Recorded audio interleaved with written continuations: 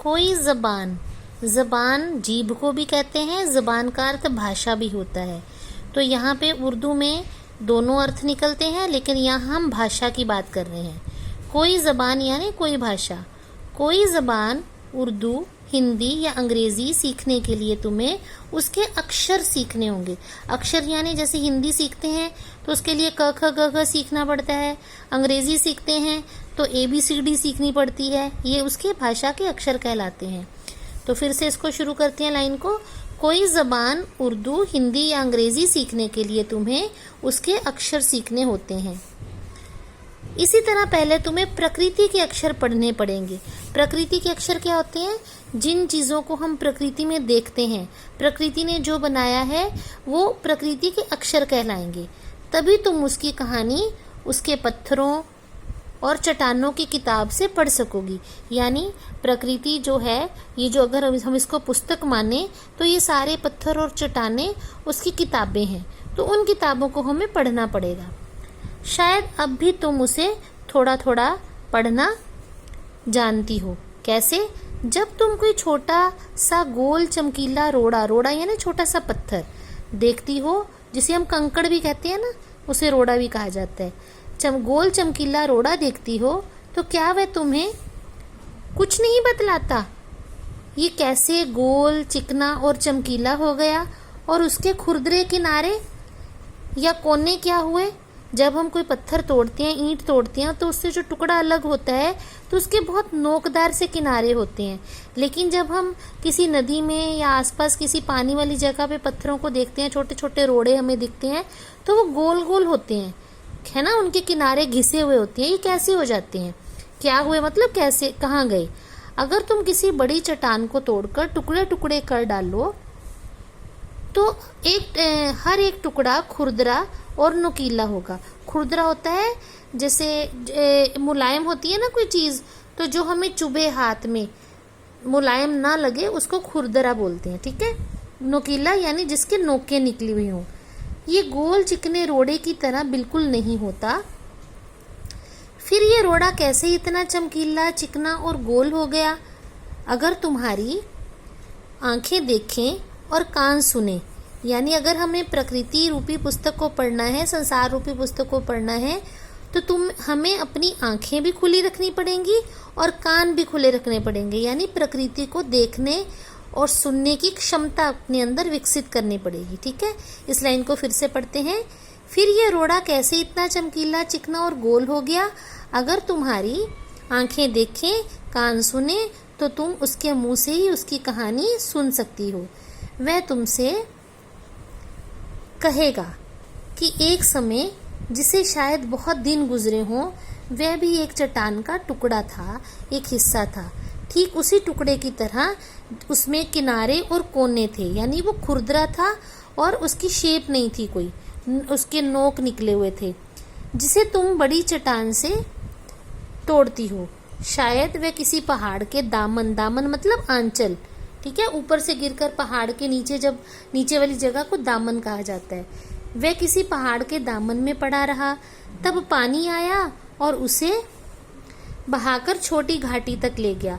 अब पहाड़ों से जो पानी नीचे गिरता है तो वो अपने साथ बहुत सारी चट्टानें, बहुत सारे पत्थर, रोड़े लुढ़काता हुआ बहाकर ले जाता है। और फिर पानी गिरता कहाँ पे है? पहाड़ों के नीचे जो गहराइयाँ होती हैं, जो घाटियाँ होती हैं, तो वहाँ किसी छोटी घाटी तक ले गया। वहाँ से एक पहाड़ी नाले ने ढकेल कर उसे एक छोटे से दरिया में पहुँचा दिया। अब दरिया बोलते हैं चौड़ी नदी को, जो बहुत बड़ी चौड़ी नदी होती है ना, उसे दरिया बोलते हैं। इस छोटे से दरिया से वह बड़े दरिया में पहुंचा। अब पहाड़ों से छोटी छोटी नदियां निकलती हैं। बरसात के दिनों में बहुत सारे पहाड़ी नाले पैदा हो जाते हैं, जो ऊपर से पानी नीचे गिरता है, फिर वो छोटे से नाले में जाता है और वो छोटा नाला एक छोटे दरिया का रूप ले लेता है, और फिर वो छोटा दरिया एक बड़े दरिया की तरफ चल पड़ता है, पानी जो है, तो वो वहाँ जाकर मिल जाता है। तो उसी की बात हो रही है। वहाँ से एक पहाड़ी नाले ने ढकेलकर उसे एक छोटे से दरिया में पहुँचा दिया, यानी छोटी नदी में पहुँचा दिया। उस छोटे से दरिया से वह बड़े दरिया में पहुंचा, यानी छोटी नदी का पानी चलता चलता बड़ी नदी में पहुंच गया, और साथ में वो पत्थर, वो रोड़ा भी पहुंच गया घिसटता हुआ। इसी बीच वह दरिया के पेंदे में लुढ़कता रहा। पेंदा होता है तल, सतह, ठीक है, नीचे की जगह जहाँ से दरिया की जहाँ पे गहराई खत्म होती है उसको बोलते हैं पेंदा यानी सतह।